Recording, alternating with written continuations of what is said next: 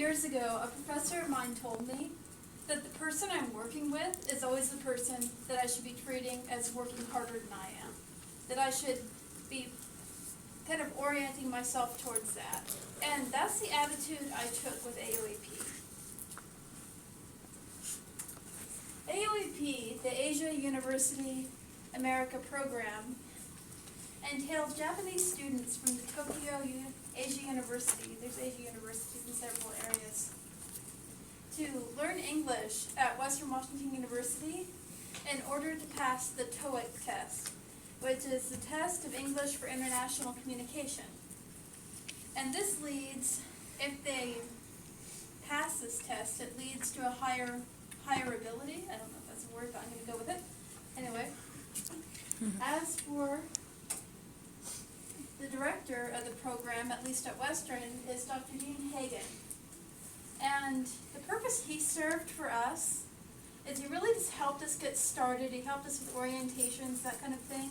And he also, when available, he's very busy, but when available, he would answer questions.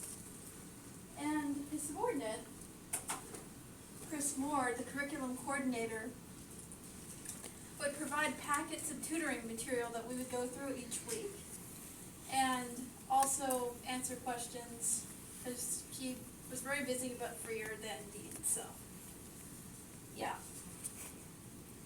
And my first student was Shunsuke.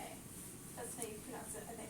Yeah. And as far as effective strategies go with working with him, I noticed immediacy went well, because from the very first day, we just intuitively sat next to each other and started working, and he actually felt comfortable enough after knowing me for just 5 minutes to start teasing me. So I call that a good sign. Even if it means him asking me to guess where he is from in Japan. Not very good. And also, as far as immediacy goes, throughout the entire quarter, he was very good at repeating the instructions I would get, so just to make sure he understood. You could tell that he was there in mind, body, spirit. He was ready to learn. And the second effective strategy would be effective learning. And the way that worked with us is relational examples for words that he didn't know the definition to. An example of this would be warranty. He had no idea what a warranty is, and I couldn't blame him. So the best I could do, the best I could come up with, was to tell him to imagine he was buying a computer, because he seemed to have a very solid idea of what that was. And just imagine the sales clerk telling him, I will fix this, or you can return it within 1 year.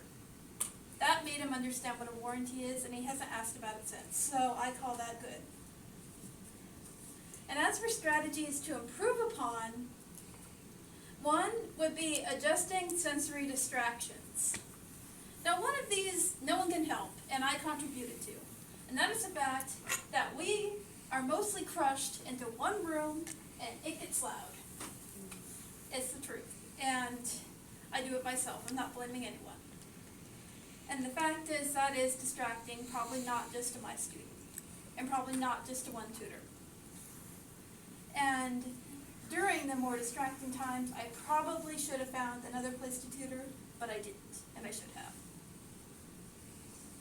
And a second sensory distraction would be the fact that several times throughout the quarter, what I'm guessing would be during the more busier times for him, he would be tired. And I didn't know what I could realistically do about that, but I'll brainstorm it and in the future try to find some kind of way to handle that. And my second strategy to improve upon is patience. Because in the beginning, I was having a hard time training myself to let silences happen for very long. I'm not very good at that, frankly. But later on in the quarter, in a way to compensate for that, I let silences go too long, to the point where he felt helpless, which is the very opposite, and this is horrible. Now, in comparison, the second person I tutored, Tomomi, effective strategies with her, for one, would be nonverbals leading to immediacy. I was able to understand that her not looking at me did not necessarily mean there was a lack of immediacy. It meant that she was from a collectivistic culture. It did not mean that she didn't like me. It didn't mean that she wasn't paying attention. And another one is that, unlike Washinsuke, she instinctively did not see why she would sit next to me. She thought, sitting across. And I couldn't see what she was doing at that point. So, in order to up immediacy, each and every time that she did this, each and every time she would instinctively move across from me, I would move my desk. And eventually, she got the idea and we made it work. And also, as far as effective strategies go, there's effective learning. Affective, I mean.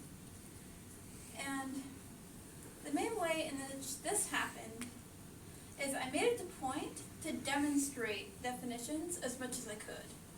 And sometimes it looked a little silly, frankly, because sometimes it included me bending next to a plug-in to show how to plug something in, imaginarily. So, yeah. Or there was one instance where she didn't understand what it meant to be inside a doorway. So, which, when you think about it, is kind of a odd way that if you're a new English speaker, it wouldn't make much sense.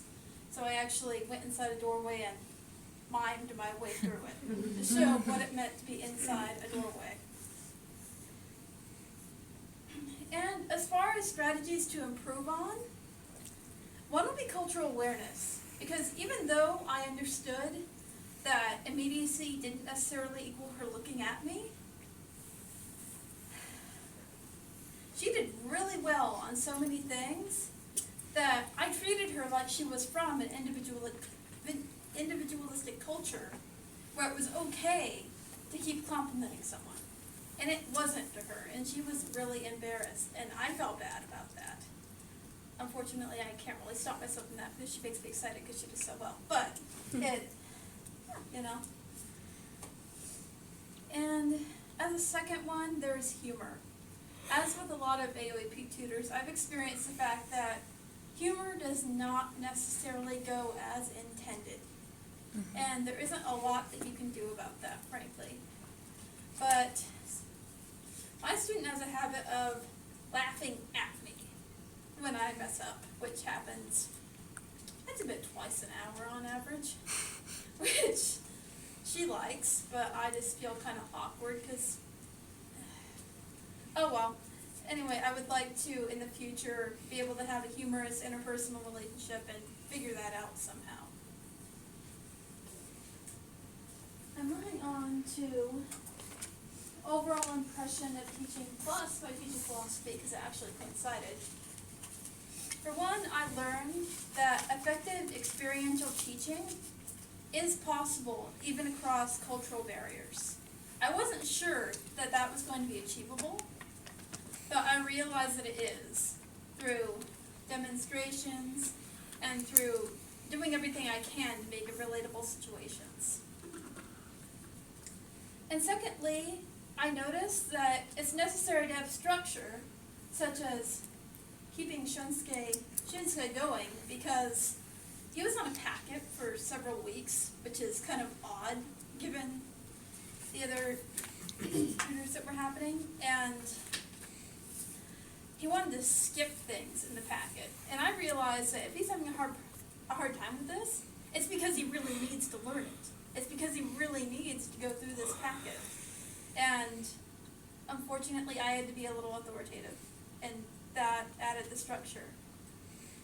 But I learned that even with this structure, even with this authoritarianism, I had to be flexible, because I realized that Tomomi, I realized very quickly, was probably supposed to be in the higher level, because she got through her packet that was supposed to last over a week in a day.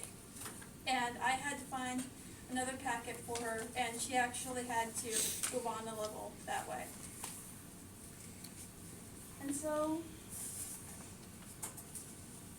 despite the things I need to improve on, I feel honored to have tutored within AOAP this quarter and have never felt more secure in the fact that teaching college students is the right career choice for me. Are there any questions?